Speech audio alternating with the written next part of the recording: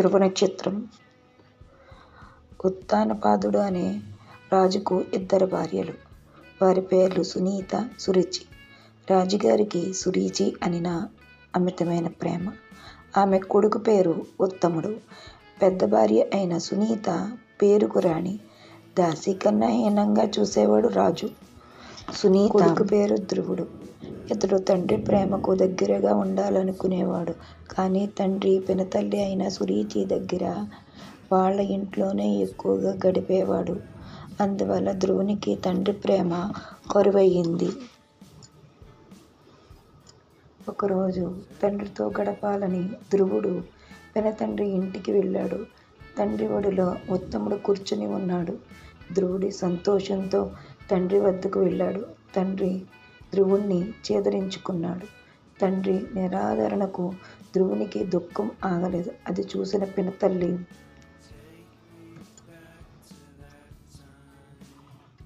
కఠినంగా, ధ్రువ, నీవు నా కడుపున పుడితే నీ తండ్రి గారి తొడపై కూర్చునే అదృష్టం కలిగేది.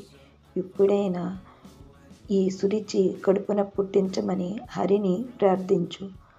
అప్పుడు నీకు ఉత్తముని స్థానం లభిస్తుంది అన్నది పినతల్లి సురుచి. జరిగిన విషయం తల్లితో చెప్పాడు. ధ్రువుడు తల్లి అప్పుడు, నాయనా ధ్రువ, నీ పినతల్లి నిజమే చెప్పింది. తండ్రి ప్రేమ కోసమే కాకుండా నీవు ఒక పెద్ద ఆశయం పెట్టి కొని హరిని గూర్చి తపస్సు చెయ్యి, ఫలితం ఉంటుంది అన్నది తల్లి.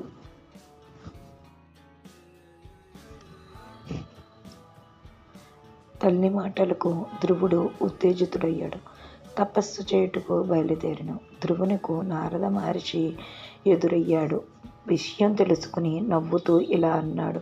నాయనా ధ్రువ, పసివాడివి, పినతల్లి మాటలకు ఇంత పంతమా?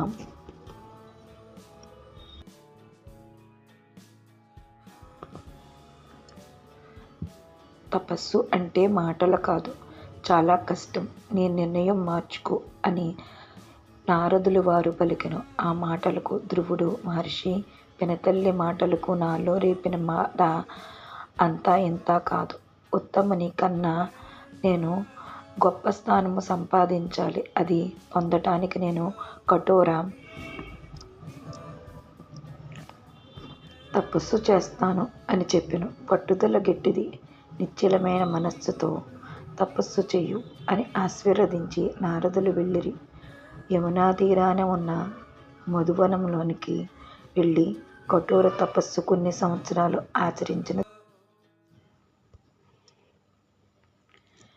ధ్రువుని తపస్సుకు మెచ్చి నారాయణుడు ప్రత్యక్షమైను. ధ్రువుడు ఆనందంతో పొంగిపోయాను. అంతటా విష్ణుమూర్తి, ధ్రువ, నీ మనసునందున్న కోరిక నెరవేరుస్తాను. ఇంతవరకు ఎవరికీ దక్కని ఉన్నత స్థానాన్ని నీవు పొందుతావు. మహారాజువై గొప్పగా రాజ్యమేలుతూ సుఖ సంతోషాలతో జీవించి చివరకు నక్షత్రమై ఉత్తర దిక్కులో స్థిరంగా వెలుగుతావు. లోకమంతా ఈ నక్షత్రాన్ని ధ్రువ నక్షత్రం అని పిలుస్తారు అని వరమిచ్చి అదృశ్యమైనాడు. నేటికి కనబడే ఉత్తర ధ్రువంపై ఉన్న నక్షత్రమే ధ్రువ నక్షత్రం. ధ్రువుడు గొప్ప లక్ష్యంతో తపస్సు చేసి అనుకున్నది సాధించాడు.